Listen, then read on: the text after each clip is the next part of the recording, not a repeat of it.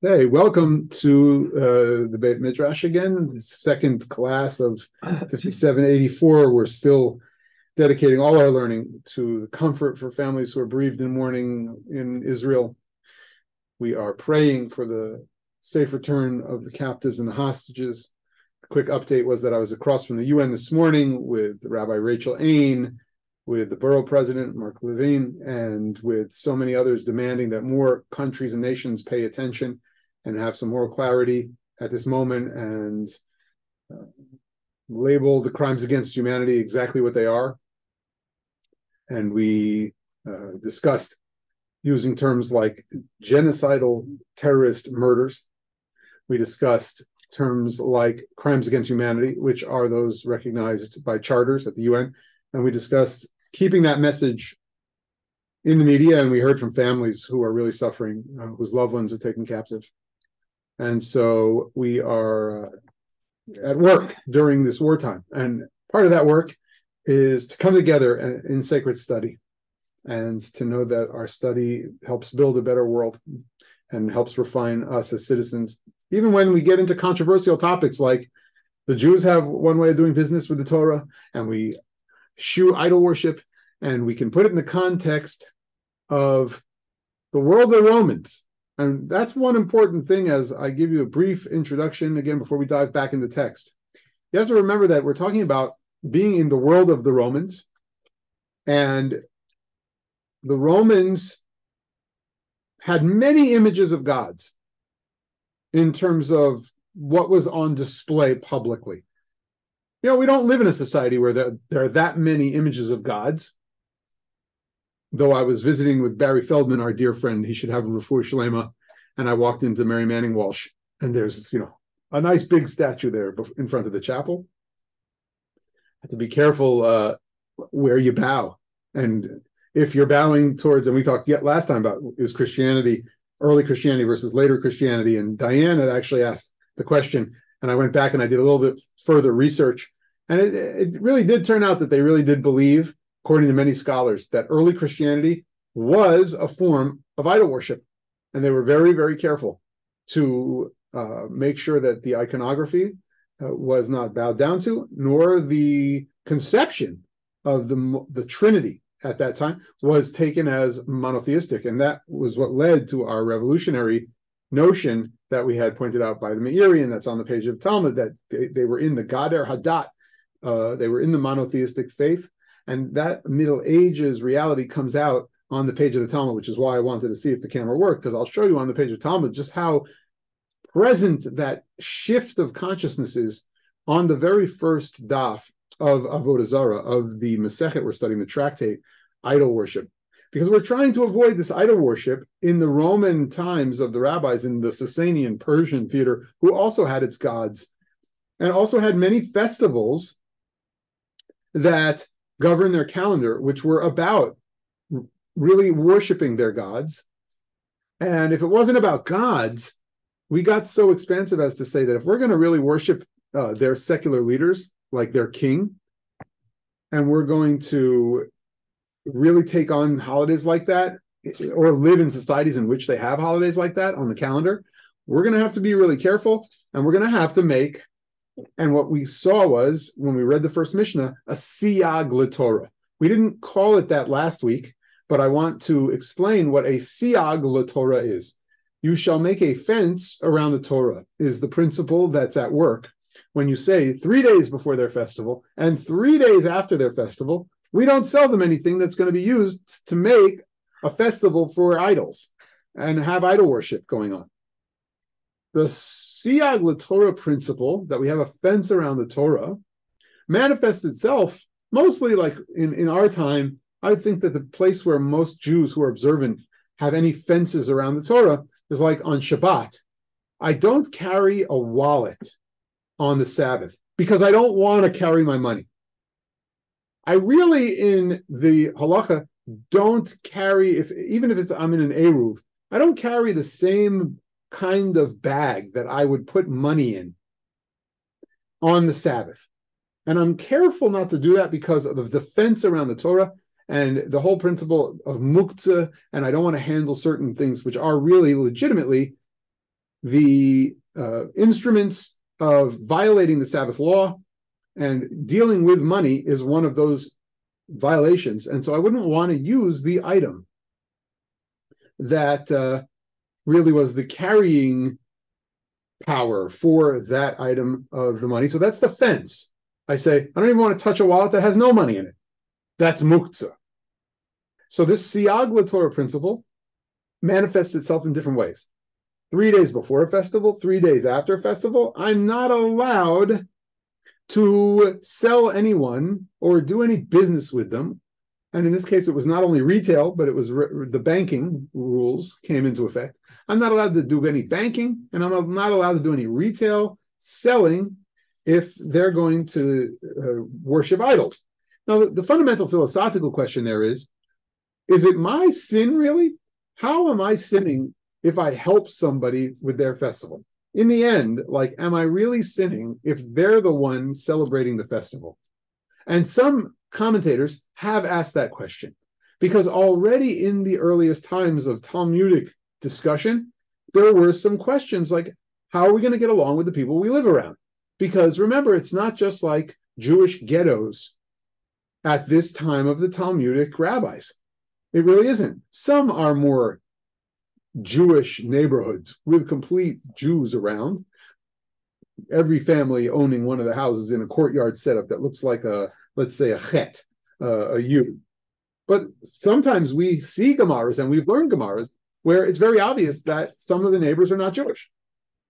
And they relate to people who are non-Jews all over the place. We just finished learning chapter 16 of Shabbat with Mark at his Shiva house and made a siyum on that chapter because we learned it all week during Shiva.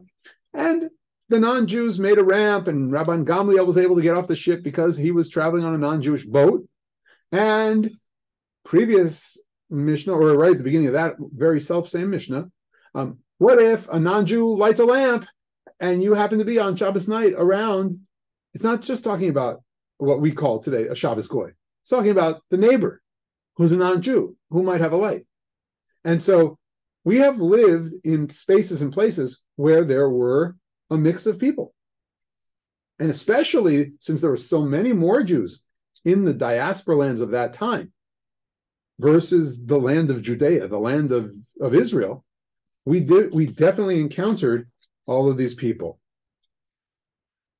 The idea that we are relating to all these people is the fundamental material of the sugya. That's the important first sugya that we're going to learn. What's it mean to be a Jew who lives among the nations? And it's that sugya that we're going to read together as the first of our 66. And we're going to see that it's on pages 2 and 3 in the first chapter of the tractate Idol Worship, AvodahZarahpp. As I mentioned, this first sugya deals really with the judgment of the nations of the world. And because it's going to really be, in one sense, an engagement with them, on the one hand, for an openness that we might have, that they could, in some way, have received Torah, God's teachings, in whatever package that came in for them, or whatever package they might adopt, or Judaism wholesale they might buy. It's on the one hand read in a positive kind of vein, in that direction, the framework of, could the nations of the world really adopt the moral code that we know is so righteous and good and divine and full of godliness? On the negative side, as I mentioned last week, and why it's not mentioned a lot, is because it seems like it could be read like we are very standing in harsh judgment of the nations who didn't do good either for the world or for the Jewish people, despite the developments that they created. And so we're going to see featured the Romans and the Persians, the two hegemons in the world of the rabbis in Palestine, or ancient Israel, and the world of the Babylonian rabbis, Sasanian Persia. So you really have these two kinds of societies that are in focus, and it's going to get to a point where we're going to have to deal with what is God's laughter really mean here? Is it at the peoples, the negative read, or is it kind of like the whole situation is just at some point humorous to God, that all these peoples have seemingly different codes and no one can get their head around having a shared morality for their humanity? So that's the foreshadowing, and we're going to jump in after initial comments and questions. I wanted to show you just one last thing before, Diane, I take your hand, and I'm going to do that with the camera again. I just wanted to double down on this notion that we're in a different time, and we're really not dealing with the nations of the world in the same way that the people lived around Christian neighbors who were friendly neighbors and good to do business with. I want to show you, I'm pointing the camera on the page of Talmud. It's appearing on the window. And here's the Mishnah that we read last time. Lifnei Eidehen Shel Goyim Shlosha Yamim, before the 3 days of their festivals. Asur L'Seit L'Tedi Mahem, we don't do business with them. L'Hashilan L'Shol Mahen, to loan them money and to pay back. Okay, so this is all in there. And then on the side, you have the Tosafot. Inside the page, this is the gutter of the Gemara. Always on the inside, you have Rashi. And on the outside of a page of Gemara, generally you have the Tosafot, all the way down the page.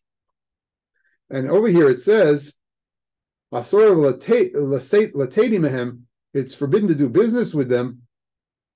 Wait a minute. Kashe. Wait a minute, is that really what's happening in our time? That's difficult for us to really even digest. Because what? Because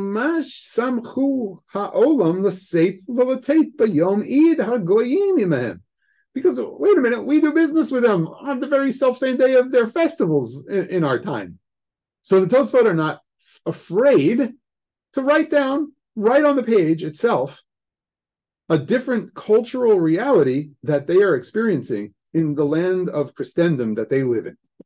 And I always find that to be a fascinating historical reality. If you look at a page and remember that the Daf Gemara that we're looking at with Rashi on the inside, Tosfot on the outside, is a conscious buildup of commentaries during the first printing phase of the Talmud, many centuries after the Talmudic Mishnah and Gemara are put into manuscript form. The original Talmuds only had Mishnah and Gemara.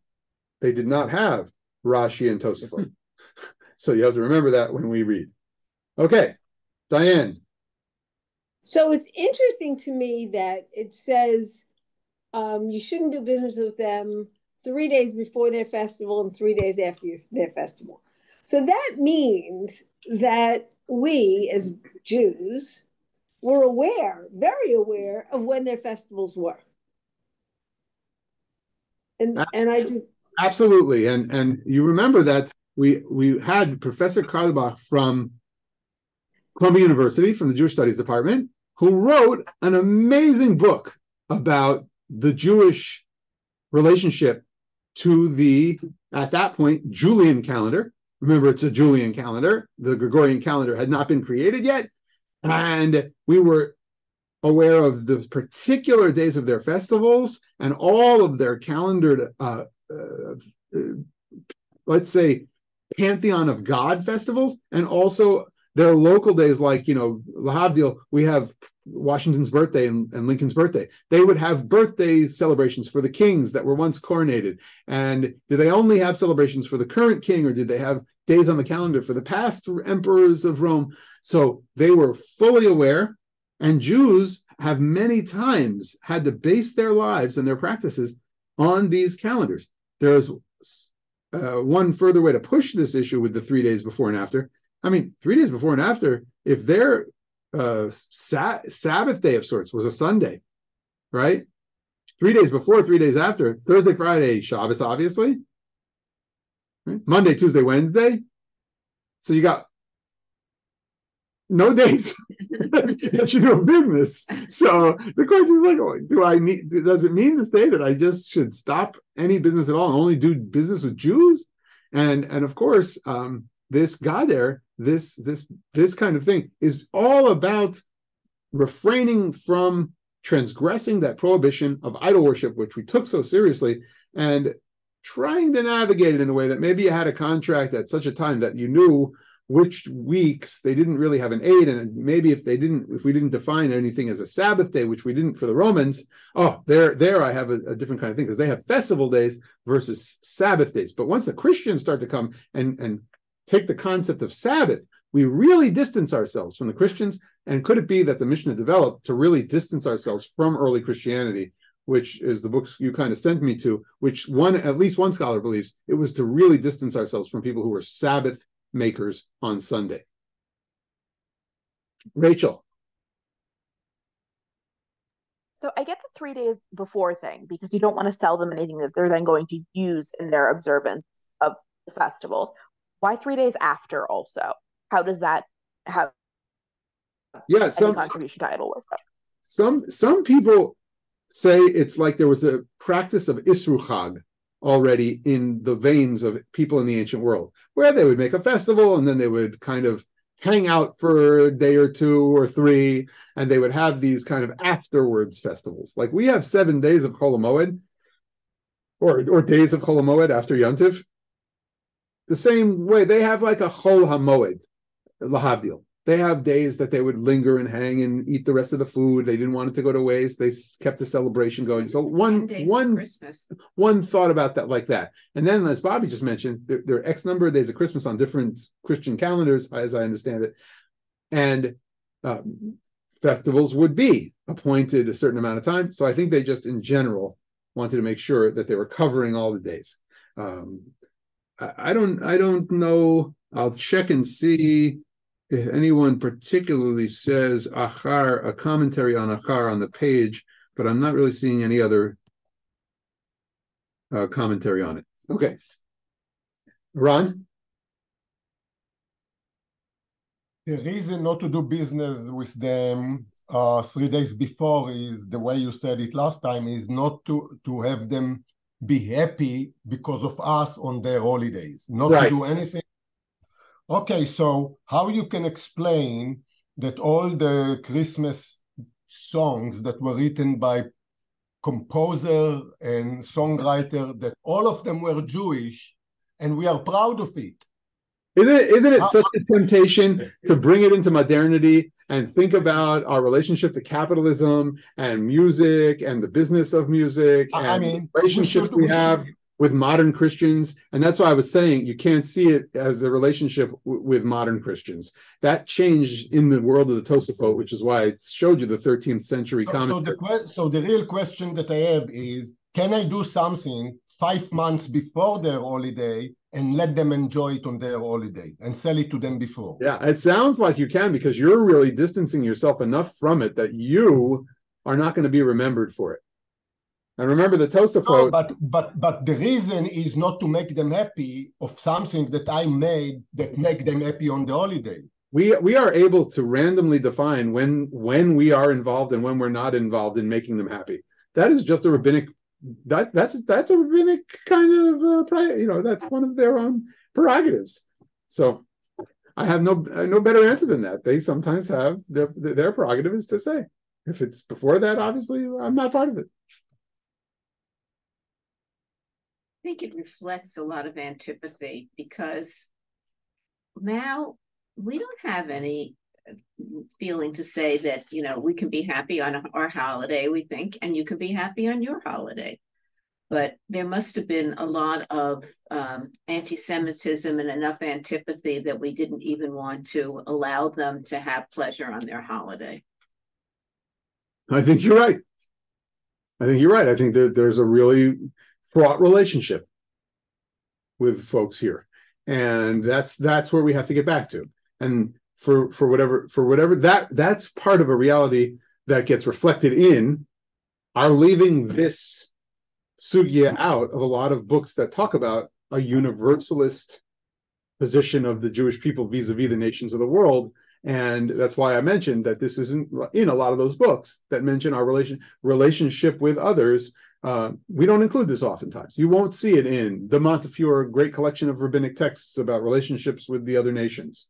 You won't see it in the collections that came out that that kind of cataloged rabbinic attitudes about other nations. And it was because we were really concerned about this text if it was read in that negative sense. Now, you know me, I like to push the reads of these things. There is a way to read this positively, and that is the whole notion of all of the nations are going to be held in some ways accountable in a way to the morality that our great Torah came to represent. When we say Judeo-Christian, if you believe in a Judeo-Christian approach, or you just believe in the Bible and what the Torah really puts forward as a potential moral system, there's a way that God is really, or the rabbis in their Talmudic way, are challenging everyone. Like, is anyone living up to the morality that I put into the world?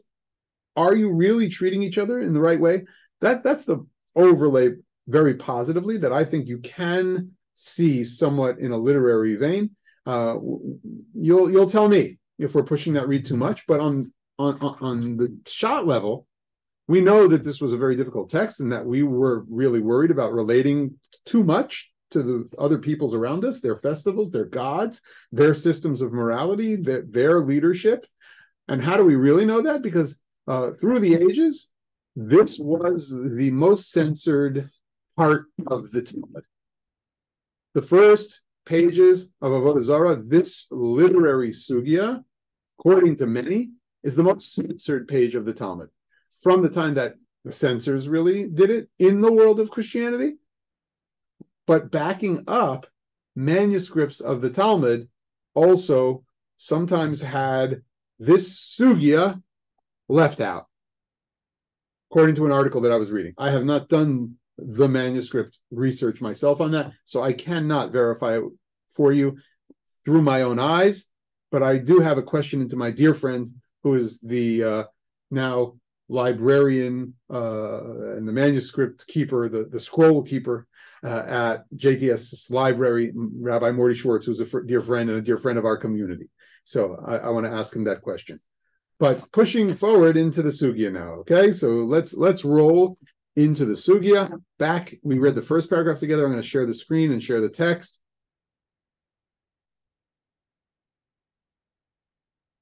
All right, so here it is, the first sugya we're learning. This section character here in the Steinsaltz indicates where this kind of sugya begins in the run of pages. This is, again, the Steinsaltz version of the Koren Talmud, a newer translation than the Schottenstein edition, which we sometimes refer to. Those who bought the art scroll is called the Schottenstein. I am lucky enough to have that library on my phone in front of me, which is why sometimes you'll see me looking at my phone if you're in the Beit Midrash, because I'm calling it up to have, at least on the small screen, the alternative translation as we go now. And I'm just going to call that up. But here we go. Darash Rabbi Chanina Bar Papa. And we just mentioned Rabbi Chanina Bar Papa at Mark Ashley's house, because it was the Papa family who was known. And why do we say all those Bar Papas, right? The Papas, when we make a siyum, when we finalize learning on a tractate, because the tradition is that Chanina Bar Papa used to make big festivals himself, or meals, festive meals, when they concluded learning a tractate of Talmud. And halacha came down that you could include people in those festive meals, even if they didn't learn the whole Masechta with you, which is why when we sometimes finish up our learning as a Talmud class, we say, anybody who wants to celebrate the fact that our community has learned, please come and hear just a few words of what it is we've learned and reviewed, and join the siyum. So maybe it wasn't Bar Papa. The Gemara sometimes says, "V'itema Rabbi Simlai," but I think I told you about both of them, that they were one is known as a very generous soul, and they're Eretz Yisraeli, very much right after the Tanaim, right after the Mishnaic sages, the Amoraim, who have inherited the traditions before them. This makes it very authoritative as a literary unit, authoritative in the sense that we're very close generationally to the original sages who would have told this story and who would have said this Torah. As I mentioned, we're going to have a picture of the world to come, the eschaton. What's going on, la'atid lavo? And Ron asked a good question. How do we know atid lavo is really the eschaton? It's through the commentaries. We have an oral tradition that we sometimes trust that really says where we are, if you will, in a phrase or a setting. And la'atid lavo really means the olam haba. And you see that Steinsaltz, in his idiomatic translation, has said, all the nations are gathered together and let the peoples be assembled, is the verse that's going to be really explicated. This is Isaiah 43:9. Who among them can declare this and announce to us former matters? Let them bring their witnesses that they may be justified, and let them hear and say it is truth. We will return back to this Isaiah verse in a minute, because this Isaiah verse is central to the project here of what this midrash is doing.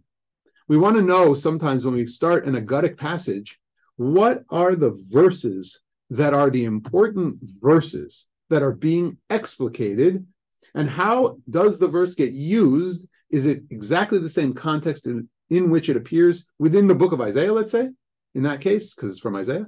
Or are they going to use the component parts to now build out a literary midrash, a literary Agada, a literary legend of sorts, a holy legend, and deal with the subject matter at hand? And that is, what's the subject matter? In the future. You see how he translates in the future and not the world to come? Because when I say the world to come, that has a different context, because olam haba is used as a phrase in rabbinic literature, but atid lavo is used in a sense of a future time when God sits in judgment. And that we know from other midrashim, and we know again from the commentators. When God will sit in judgment in the future, Mevi HaKadosh Baruch Hu Sefer Torah umanicho b'cheiko. He brings the Sefer Torah and he holds it in this like image, like we said even that Christological image we had of the mother and the baby. Well, here the Torah is like God's baby, in God's lap, in God's bosom. V'omer, and God says, L'misha asakva, whoever engaged in the study of Torah, and asak is a great verb that is really referential to the study of Torah, because we know that the rabbis created the blessing, those who say in the morning, L'hit asek b'divrei Torah. We shall engage in the study of Torah. That is liturgy that comes before page 10, by the way, in the Siddur. So you say the blessing over Torah study, and you're set all day for the study of Torah. L'misha sakba, whoever really engaged in the study of Torah, yavo v'yitol secharo. Let them come and take their reward. And we mentioned last time, interesting, on the one hand, we have some sources that you might thrust at this one and say, I thought we're not supposed to do anything for a reward. It's supposed to be lishma and la'atzma. We're supposed to do it just for the sake of Torah and not for a big reward. And in fact, here we have, you're supposed to get a reward. And what is the reward in this case? Most likely the reward is, as they want you to think, a chelik ba'olam haba, a piece in the world to come. And again, I could thrust a different source. L'chol Yisrael yesh chelik ba'olam haba, in the Sanhedrin, which is in this kind of Seder of Mishnah. This section of Mishnah is divided up into 6 sections. Sanhedrin is another of the tractates that's in the section of Mishnah where AvodahZarahpp, our tractate, idol worship, exists. And there's a Mishnah that says all Israel has a place in the world to come, except, by the way, these and these and these, and here's why. It will exclude some people. And righteous Gentiles even find themselves having a chelek, having a part. Their sachar, their reward, is a place in the world to come. So I have enough literary connectivity to that section of Sanhedrin that talks about the reward being a place in the world to come when it's atid lavo, when it's the future time that God sits in judgment. And I now see that my introduction to this passage is really about the time to come. And I have to know this verse from Isaiah, as Steinsaltz indicates in his idiomatic translation, the non-bold part, because I'm going to get right into Agadic work, meaning midrashic work, that will take component parts of this verse from Isaiah and break them down and use them to build a story. It's going to be like I have parts of the verse that are scaffolding of my midrashic story. I'm going to share a different. Oh, I can't do that. I forgot.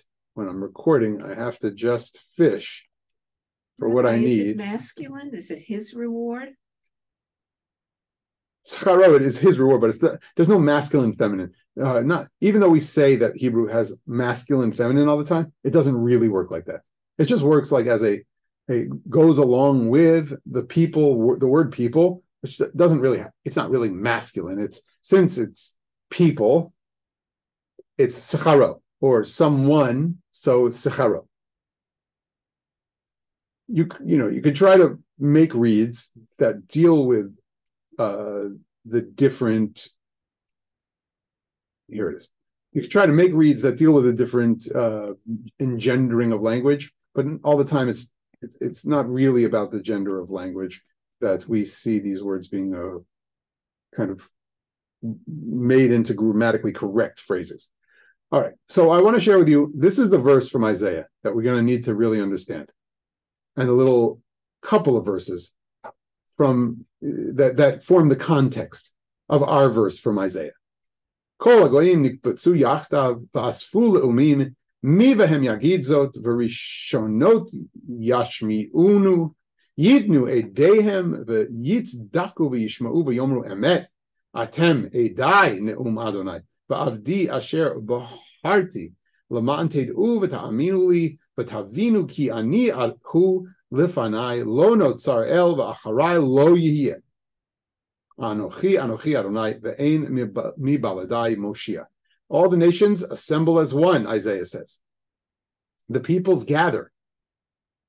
Who among them declared this, foretold to us the things that have happened? Let them produce their witnesses and be vindicated, that people hearing them may say, it's true, it is true, that the other nations' gods are real. In other words, the nations come and they say, our gods are the real gods. But God says about Am Yisrael, my witnesses are you, declares God, my servant whom I have chosen. To that end, that you or they may take thought and believe in me and understand that I'm the one. Before me no God was formed, and after me none shall exist. This is a very famous other midrash that says, does God really exist in our world down below without the Jews as witnesses? No, atem edai. You are my witnesses. And because you know I am, because you believe I am the one God, I am God. So God is still God, but God can't be God in this world without the Jewish people really testifying. And here is the drama that Isaiah presents, that the peoples will come and say, no, our gods are the gods. But the Jewish people will stand up and say, no, God is God, and none but me, God. Beside me, none can grant triumph. So this is an important verse to keep in mind as we go through in a context, because it's going to be broken, this context. This is about the people of the world not coming to testify that their God is the true God, but they're going to come and want their part, want their piece of the next world. They're going to want their reward from God. And what was the condition God put on it already from the first paragraph of our Sugya? That they had to study the Torah. So what does that really mean, they had to study the Torah? We'll hear a little bit about what the rabbis were thinking that might mean. Another verse to keep in mind is this one, because it's also used within the context of our Sugya from Psalms chapter 2, verses 3 and 4 are here. Ninatka et moserotemo v'nashlicha mimenu avotemo Yoshev bashamayim yischak Adonai yil'ag lamo. Let us break the cords of their yoke, shake off their ropes from us. He who is enthroned in heaven laughs, the Lord mocks at them. And so let's just say that yil'ag lamo, he mocks them, and he's enthroned in heaven and laughs. Is that going to be a rhetorical kind of laugh? Is it going to be a laughing at the situation in a kind of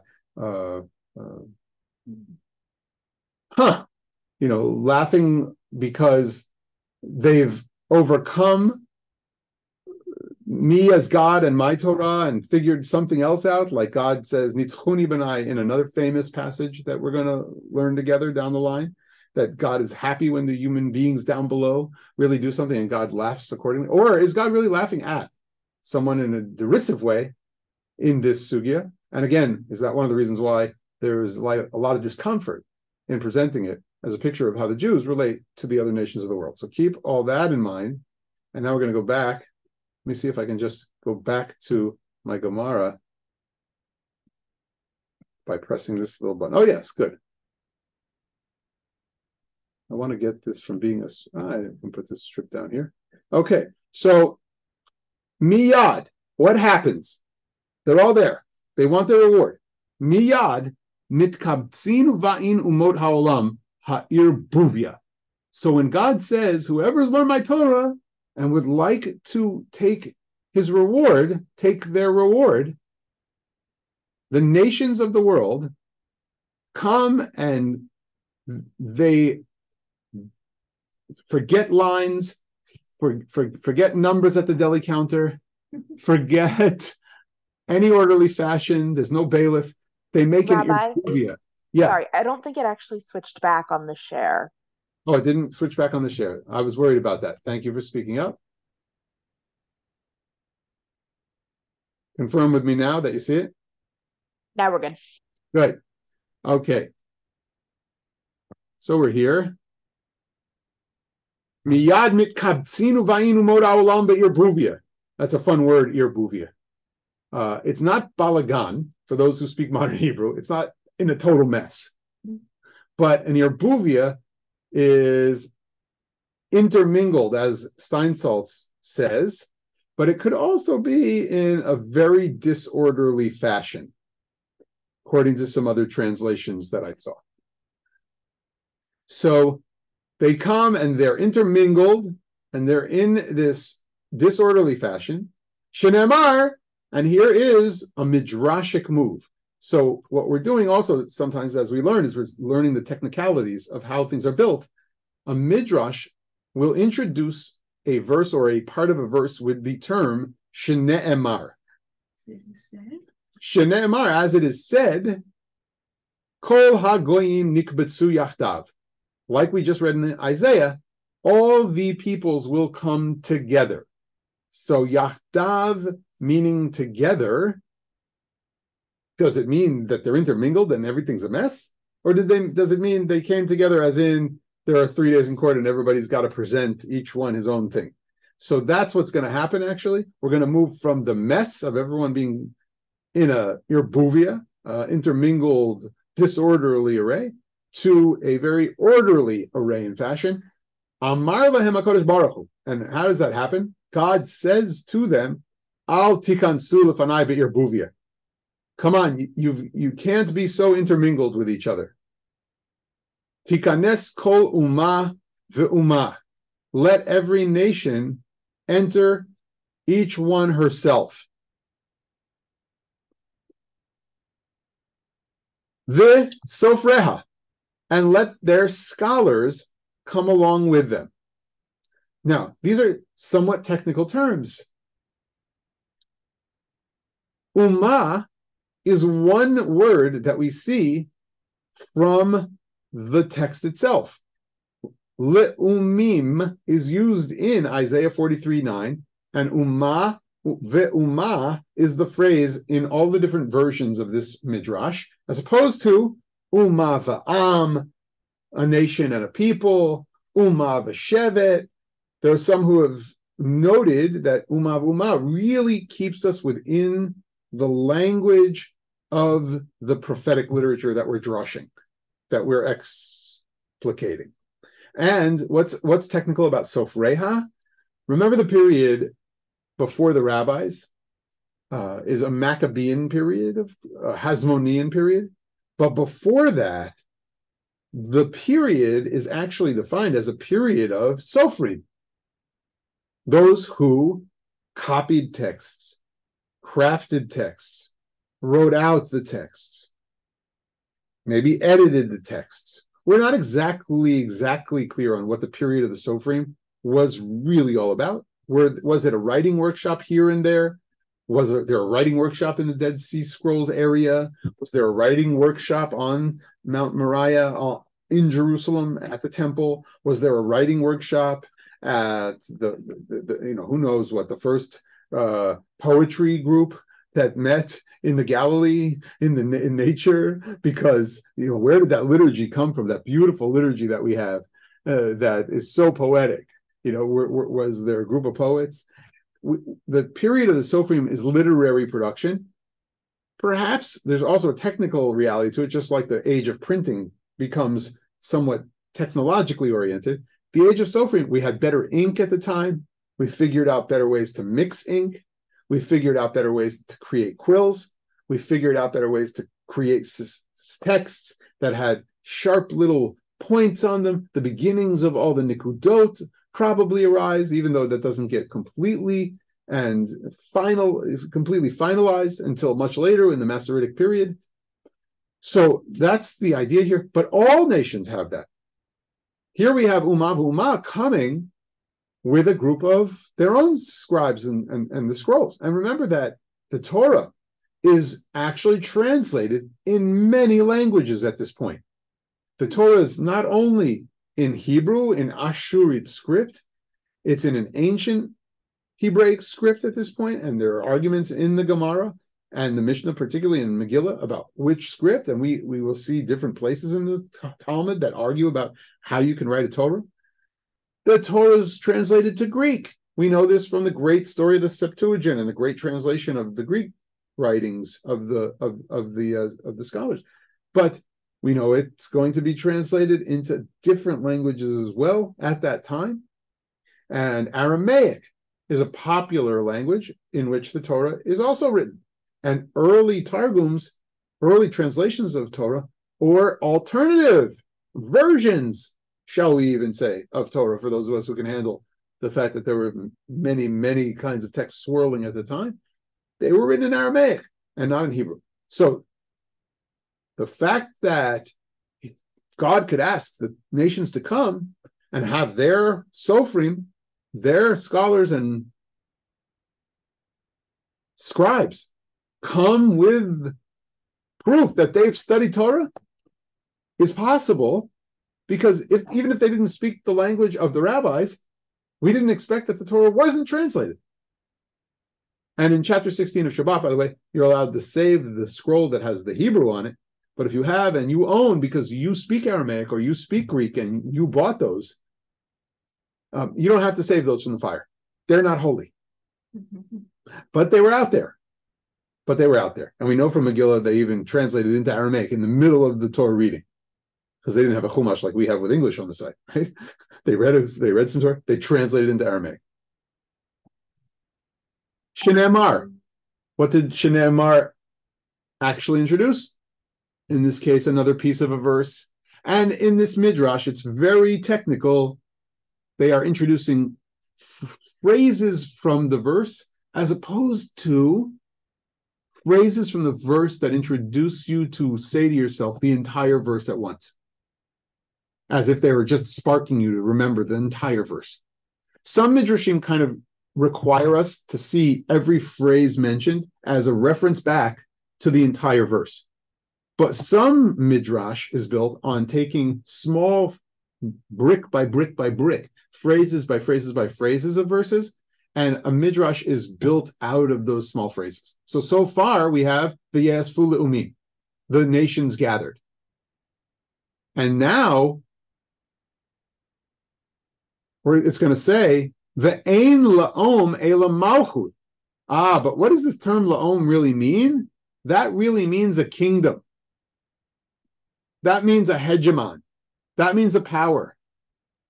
And the scholar Jeffrey Rubenstein will tell you that at that point we know, this is a literature of resistance.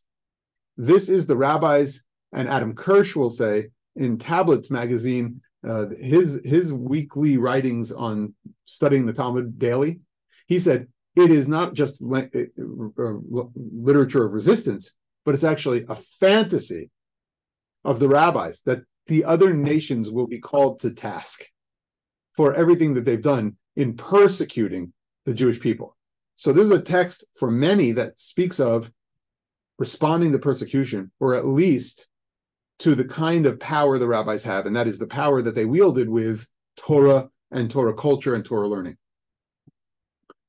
So it says, after we established that it's a kingdom that we're talking about, Shinemar, it's going to take another part of the verse, Ulaom milaom yemotz, and that one kingdom shall be stronger than the other kingdom. Oh, but that's not a part of a verse from Isaiah.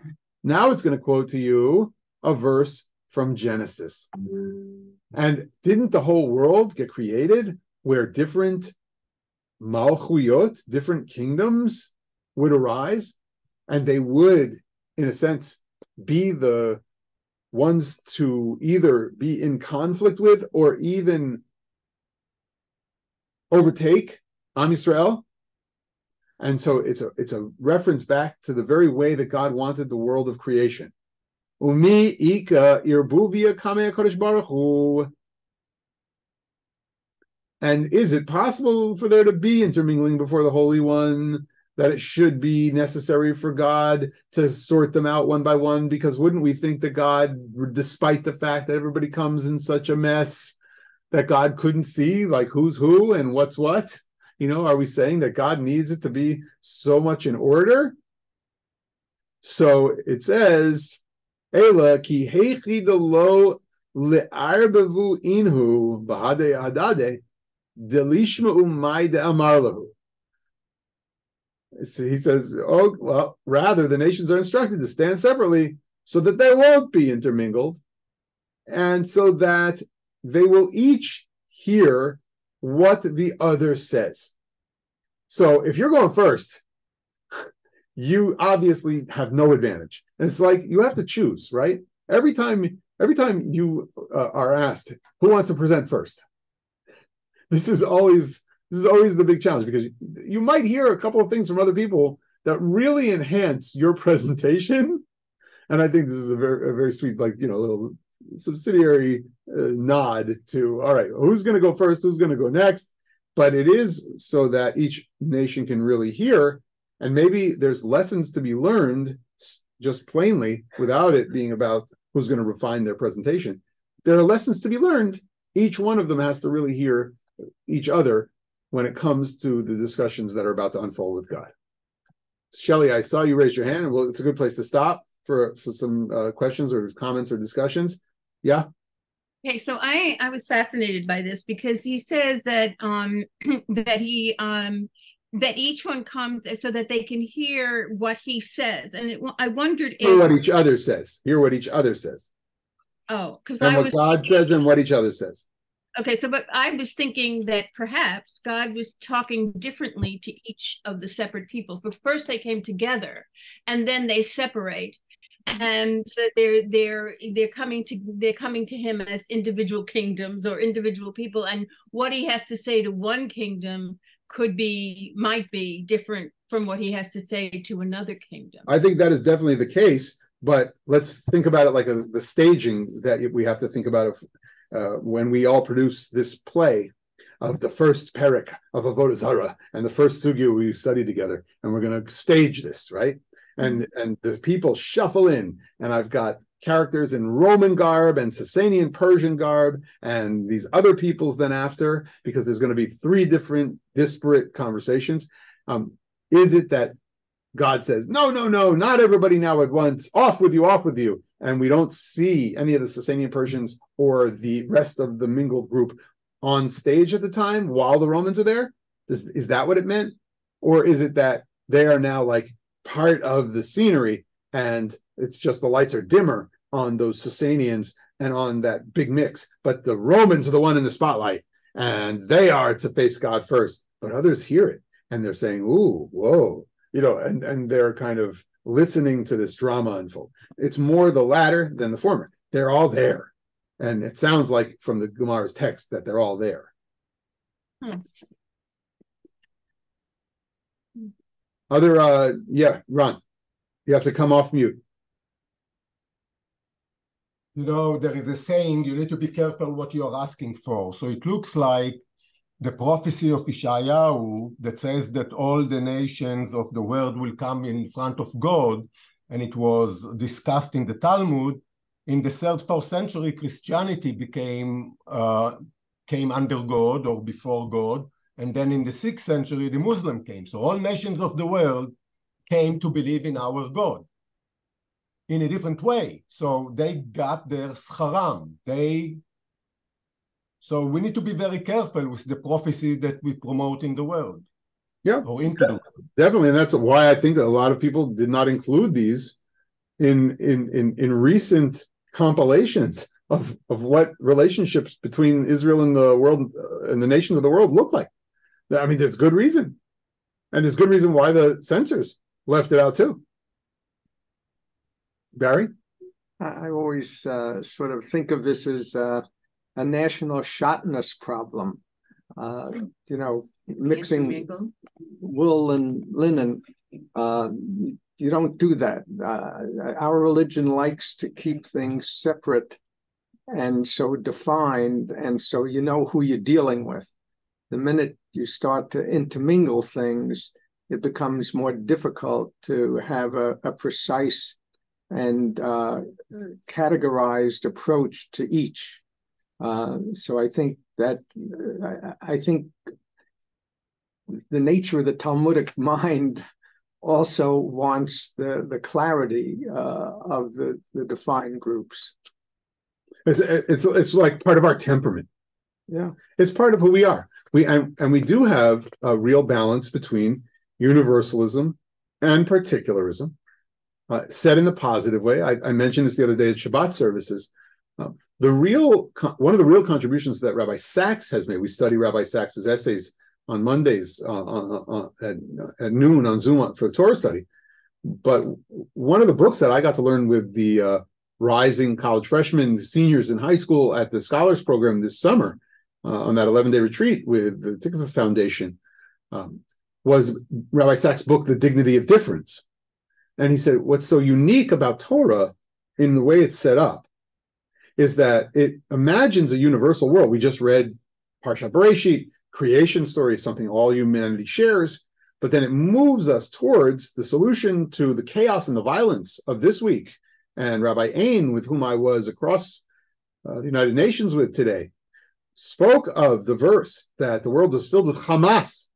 The world is filled with violence and no sense of lawfulness and immorality, and that the way God needed to create that was to have very specific cultures and peoples, and it's particularly the Jewish people, and our Torah as a guide, and that particularism, and don't mix wool and linen, right. as peoples would become part and parcel of the way the best hope for the world would be expressed, as opposed to a universalist kind of notion of where we're headed in history.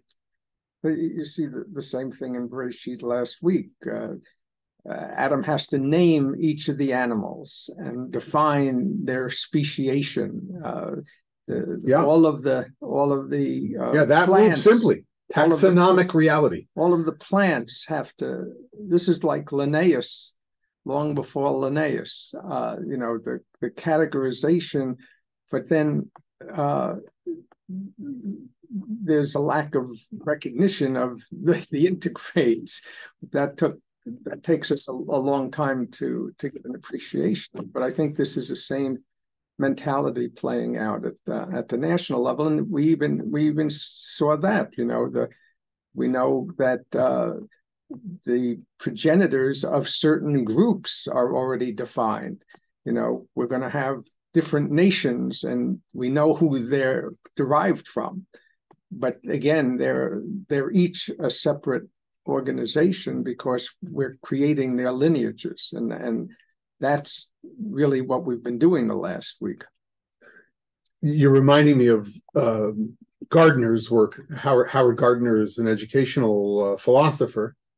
He was reacting to the limits of IQ testing, and he came up with a book about 8 intelligences, and he helped frame approaches to teaching in a new way. And then he wrote a second book, and he added certain intelligences because there weren't even enough. And here he is categorizing and doing Linnaeus kind of work. And he called it a taxonomic intelligence that human beings have. And he doesn't reference the Bible often, but like you mentioned with Adam and the species, he mentioned that in a lecture in Jerusalem that I heard him speak at.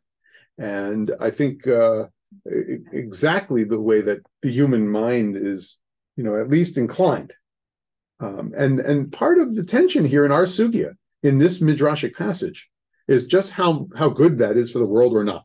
I think that is a question of the rabbis, asked again in the positive. Even though we're feeling like they are very down on some of these peoples, and if God's really going to laugh at them at the end, I know that was a spoiler for some, but we have to ask what that laughter is all about.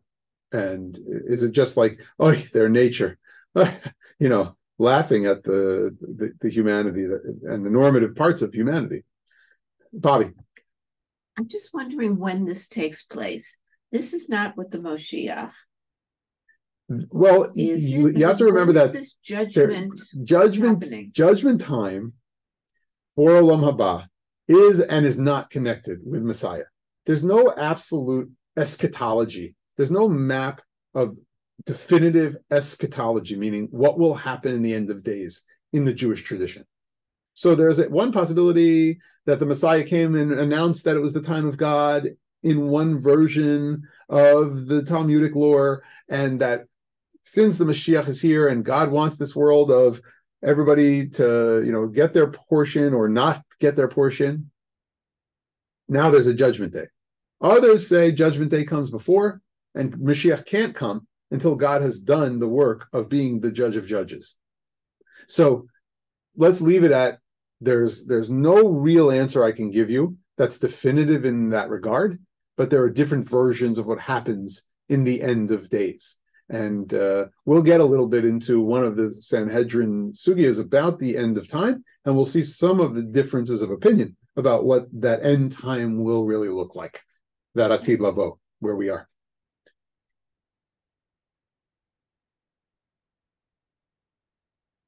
Mother, I just want to stop for a second and say really what a delight it is to see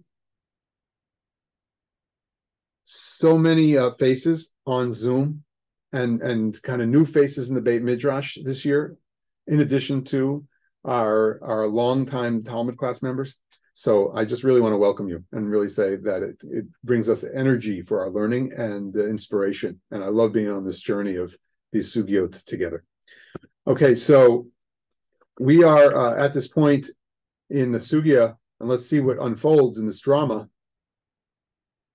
Now they're going to have to hear and listen to what's going on with each one. And who's the first to enter? Miyad nichnasa lefanav malchut Romi techila. The Roman Empire is entering first before God. My Tama.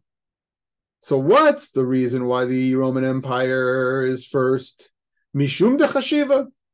Because the Roman Empire is the most important of all the nations. At least they say so. But we're going to prove from a text that, in fact, it's true.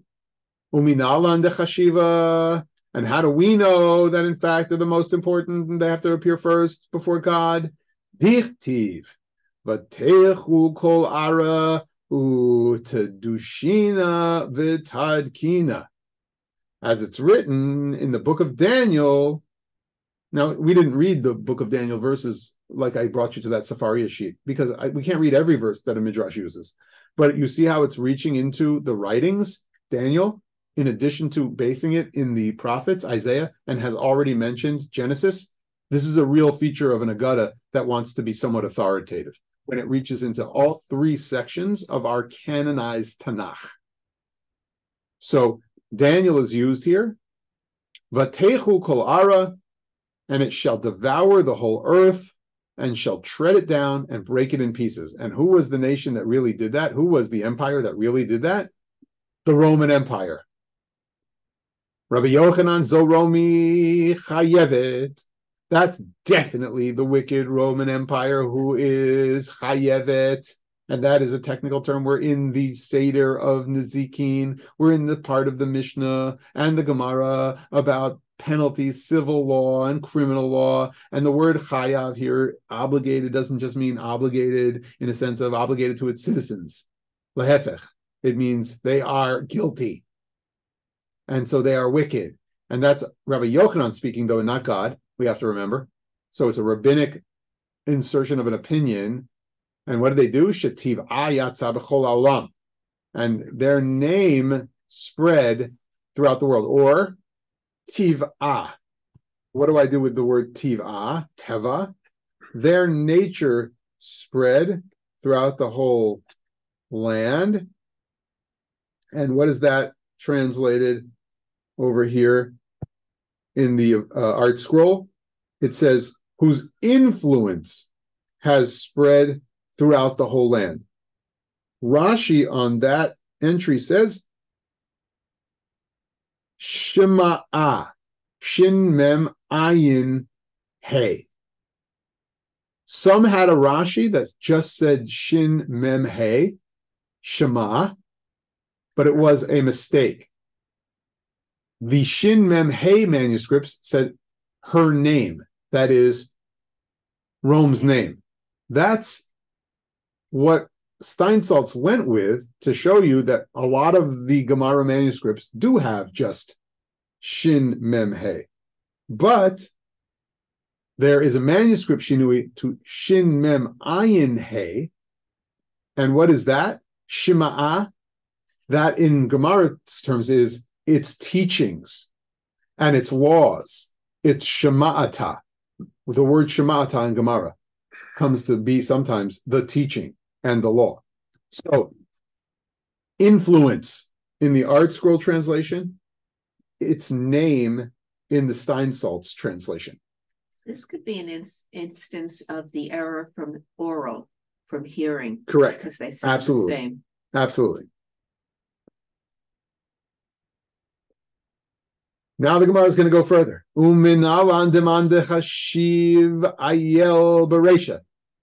And where do we derive that whoever is so important comes in first?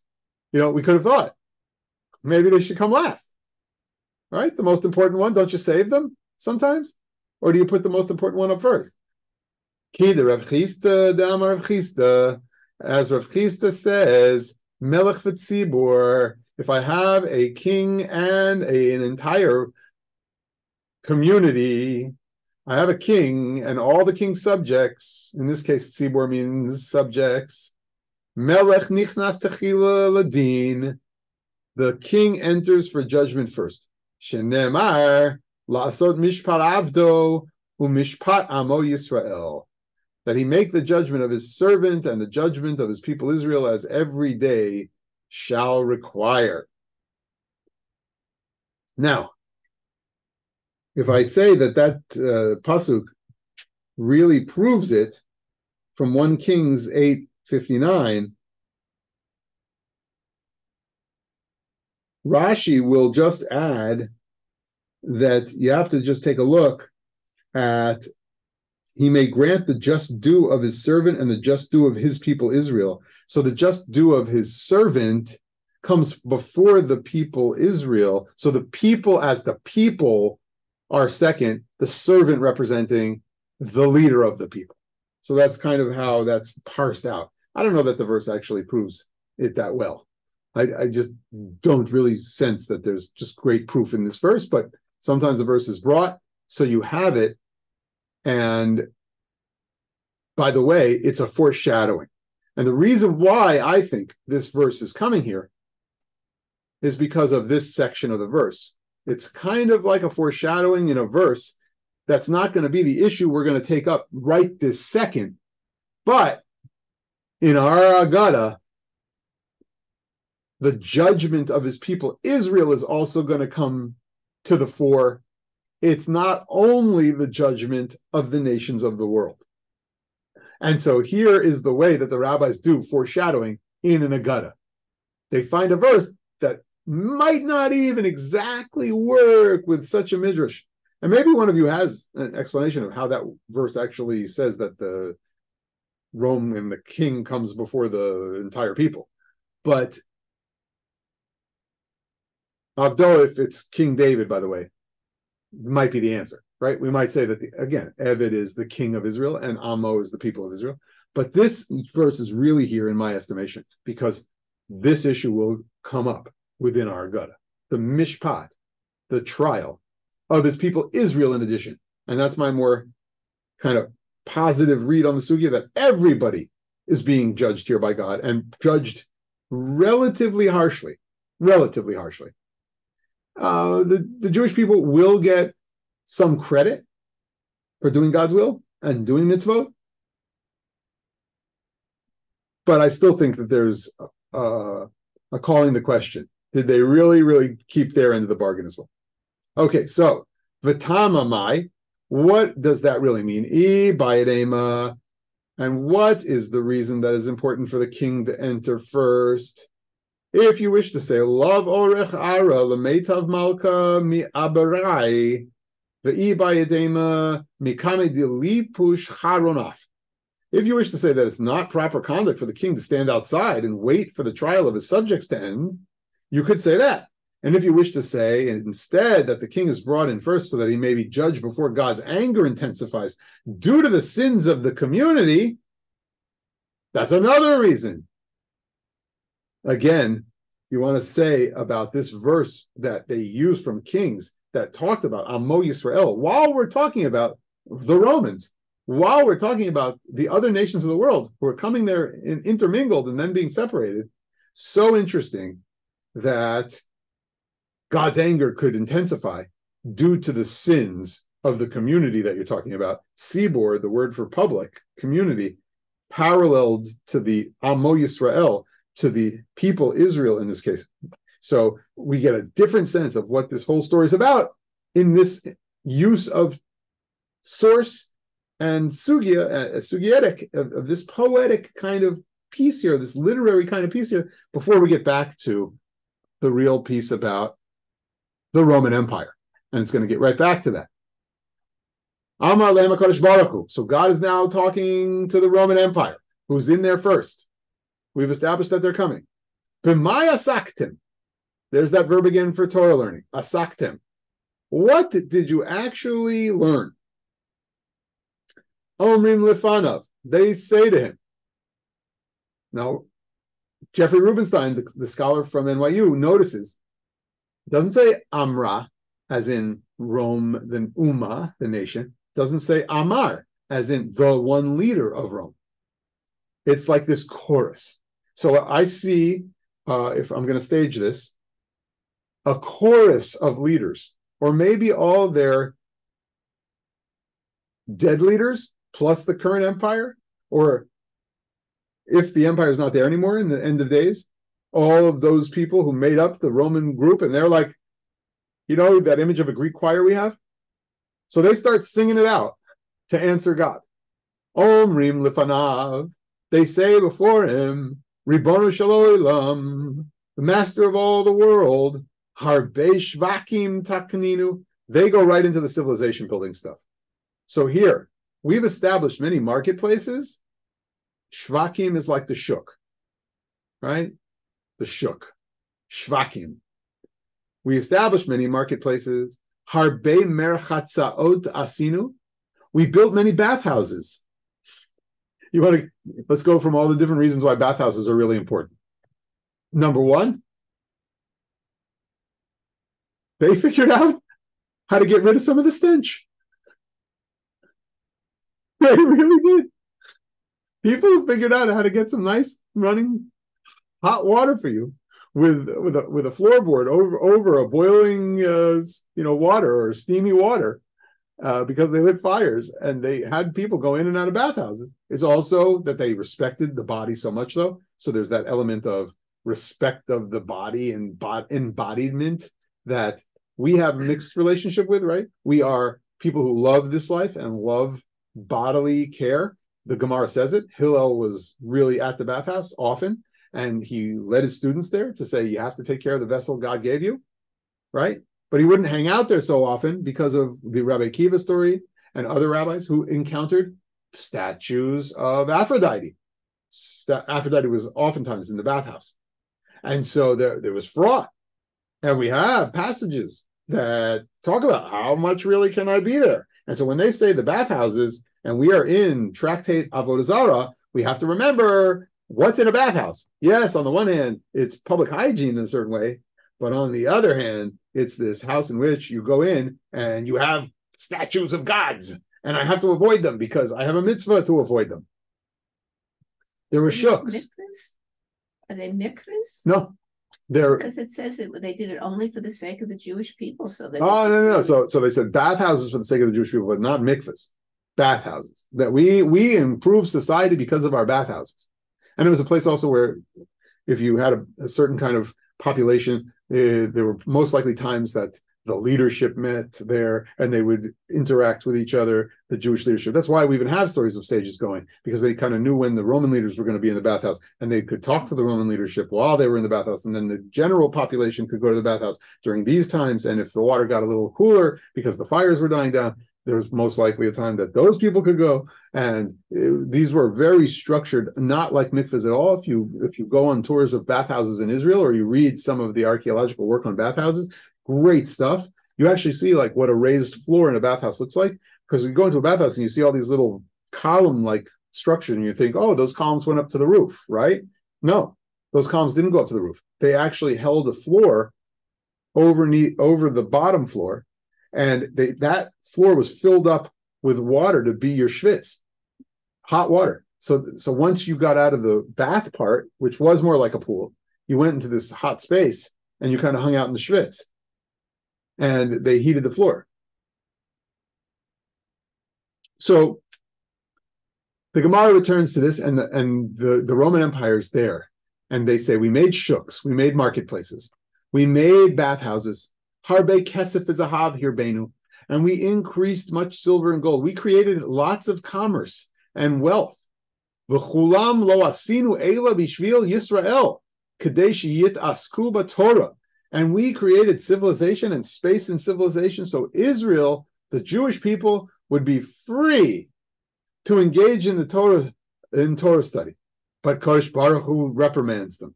Amar lahem HaKodesh Baruch Hu, shotim sheba'olam, fools of the world, shotim, stupid idiots, simpletons, I might translate. Here, Steinsaltz has fools, and the Art Scroll says also fools. Kol ma she'asitem, everything you did, l'tzorech atzmechem asitem. You had in mind to do only for your own needs.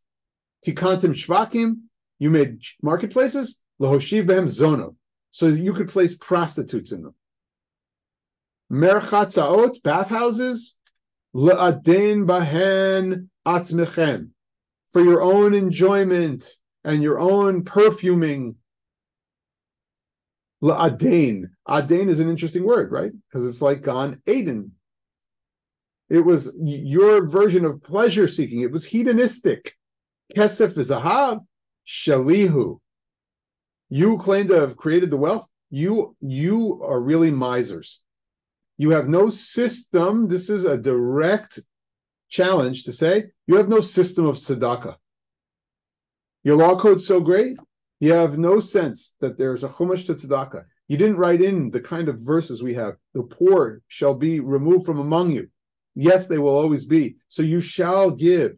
And the tamchui, and the surprise and shock that Eliyahu Hanavi has when the poor can't get into the gates. Remember, we read that section in the Bavas. Elijah the prophet comes to say, what are you doing locking the gate? You can't keep those poor people out. I wouldn't live in a community like this. So you did this, and Leah Kesef, Leah Zahav Ne'um Hashem Tzvaot, Haggai the prophet is quoted to say prophetically, what we are only agents of the money that really is only God's, and that we are like shlichim. We are the agents of God with the money that we collect in this life, that we are granted in this life. and that we should, in a very healthy Jewish way, see it like that. And the Romans can't, and the Romans don't. Klum yesh bechem magidzo? Is there no one among you who can declare that they've studied this Torah? Right? I asked you if you asachtem b'Torah. Shneimar mi v'chem yagidzot, and he goes back to the Isaiah now passage. Remember the Isaiah passage, what it was originally by way of context? The nations were collecting themselves to kind of prove that their own gods were their true gods. What's radical about the Midrash on a technical level is that it upends the entire context of what Isaiah was talking about and puts it in the context now of God using the questions or using the verse to ask them questions and them trying to prove to God that they've been either good to the Jewish people or actually engaged in God's Torah, in the study of our God's Torah, in the one God's Torah. It's an amazing radical reread or what's called a breaking of context and a building up, again, of our story through phrases of the verse that have to deal with the nations of the world and all they tried to prove. But now, since it's the time to come, they are trying to answer God. And so it says, Mi v'chem yagidzo, who can tell me that they actually study Torah? The ein zot eila Torah. And I know who can tell me zot, who can tell me what the zot is. I have the word zot in our tradition because it says in Deuteronomy, reaching back into the book of Deuteronomy, the very important, now I've gone from Bereshit. My first Torah verse was Bereshit. My second Torah verse is Deuteronomy now. Shneimar, v'zot haTorah asher sam Moshe. This is the Torah that Moses said. And what is this? This is Torah. So whenever I have zot, as I had in Isaiah 43, this word zot obviously refers to this zot haTorah. That's the midrashic move. Asher sam Moshe, miyad yatsu b'fachei nefesh. Immediately, the members of the Roman Empire leave disappointed. No one can say that I've been mitasek b'Torah by the Romans. Questions, comments, reflections? Pretty brave. I mean, this is written while the Roman Empire is still around. I'm not sure this is politically so wise. I'm taking them on in a rather direct way. It is a total confrontation textually. They imagine, and we have to imagine that they imagine, no one of them can read this. Right. Now, throughout history, we know that there have been some very, let's say, philo-Semitic Jewish book collectors, even readers of Hebrew, right? We know that if they were thinking about making a translation into Greek, obviously some people had to read, right? Cephas? Yeah, I mean, Certainly. there are people just like in the days of the censors where somebody would be Moser, somebody would say, have you read what's in that AvodahZarah? You should really ban this, Mr. Censor, to get in good with the local authority. That's why they gave it up.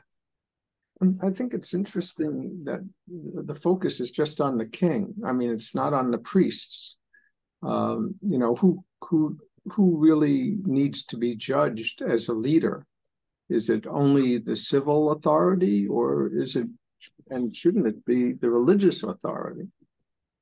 So I think that's interesting. And, if you're asking me, I think the king should be judged after the people, because the king should be responsible for the people. And if the king didn't do a good job, then, the judge should be taking that into consideration when the judge judges the king. Yeah. I think one of the reasons why this sugya, this discussion centers around the king is because the rabbis have in mind that, and I think it's the Maharsha who says this, I would have to check inside, but the reason why the king has to answer and has to come first is because the king in the other nations of the world is the one who sets the law and thinks himself a god, despite it's not even like Pharaoh, who was some deity in the pantheon. And because the king is the lawmaker, even for the priest, the king has to answer. And that is unlike Am Yisrael, whose king of kings, the Lord God, is really the giver of Torah and the grantor of Torah, and the one we go back to when it comes to thinking about our covenant and the legal corpus of the Jewish people. The Romans had a senate. They had I'm just saying that the ultimate, their ultimate perspective is that the king is the last word.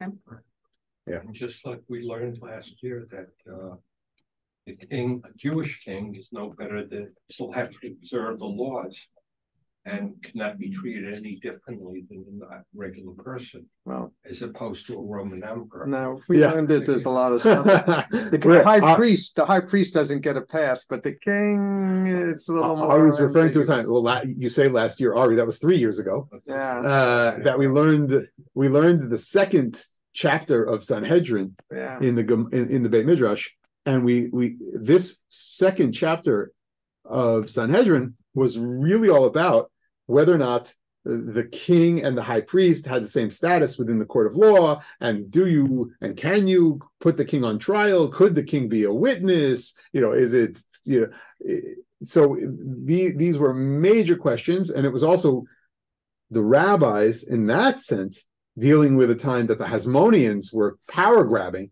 and combining the offices of king and high priest to bring it back to Barry's issue of who do you really put on trial here? Who's got the real power?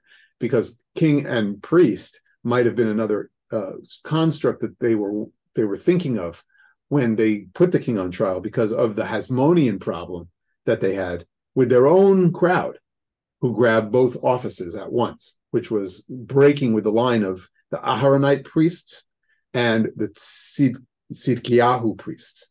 I think we've recognized ever more the importance of the separation of powers. Yeah. Did the Romans have priests? Oh, for sure. They had different kinds of priests in different places. They had temple priests, and they would make certain kinds of sacrifices to different local gods of their pantheon. And they also had priests who were more what we know about Roman religion today. Peter Brown wrote a lot of this, and there were some who kept to oracular ways more that were related to the Greek oracles and text versus just the sacrifice that was done in temples to the local deity. And then there were in Roman times parallel festivals to like Greek festivals. The Dionysian festivals still went on. They had gods. Yeah, and so they had wine festivals, and they had certain gods who would then have festival days versus just in the temple sacrifice. They had whole mythology and everything. Yeah. But I didn't know they really had for sure priests. For sure. All right. Yeah, Ron. Since we are talking about the prophecy of Yeshayahu and the sentence of Latid Lavo, if we'll run the clock forward, those people who wrote this story were quite envy of the Roman, because if we'll run the clock forward, what would we say about the relation of the United States and Israel nowadays, especially nowadays? Would you say that America build merchatzaot and make money and give us $10 billion and to aircraft carrier that we can keep doing what we are doing? So I think that prophecy and whoever wrote this story was quite envy and developed some animosity against the Roman for no reason. Because the Roman says we did everything so Israel can do and study Torah. And God didn't accept it. Well, it's a really good application, and which is why we learn Gemara, and we try to think about how it's a mirror for our lives and our times. There's a parallel sugya, and that parallel sugya is the very famous one about Shimon Bar Yochai, who really rejects the Roman way of life because he feels like it really undermines a life of Torah. And it's that famous time that he runs away to the cave, and he learns Torah all those years and they try to recreate a Jewish society after he's in hiding for so long, with he and his son. He knows he can't come out of the cave, by the way, and be totally, let's parallel it to today, just Haredi, because he starts shooting fire from his eyes and burning everybody up because they're not keeping Torah the right way. And they're doing agriculture when they should be keeping Shabbos and all the mitzvahs and learning Torah in the Beit Midrash. And they say, no, get back in the cave. And he comes back out with his son, and he then starts a Jewish culture and a life that's full and rich and also agricultural and productive in our own way, with the marketplaces of our own and tzedakah as a system. And he's really known for that. That sugya is in the context of the Romans and the Roman destruction of our temple. And we're, in a certain sense, jealous over there that they are the hegemons, they are the leaders. And maybe we did want a little bit more, because the same argument about the same three things really comes into focus. The idea of marketplaces, bathhouses, and a commerce, a system of commerce. So I think we're right to try to flesh out what is the meaning of those particular three. The Persians will be next up, and we will look and see if the same kind of claims are made by the Persians, or they're a little different. And then there'll be a next. And so we're moving in that direction, and we're adkan, as they say, here to be continued next week. Same time, same place, same time. Thank you, Rabbi. Thank you. Laila Tov. Thank you very much. Shalom. Good night. Great to see everybody. Laila Shalom Tov. Aleichem. Laila Tov. Thank you. Hello.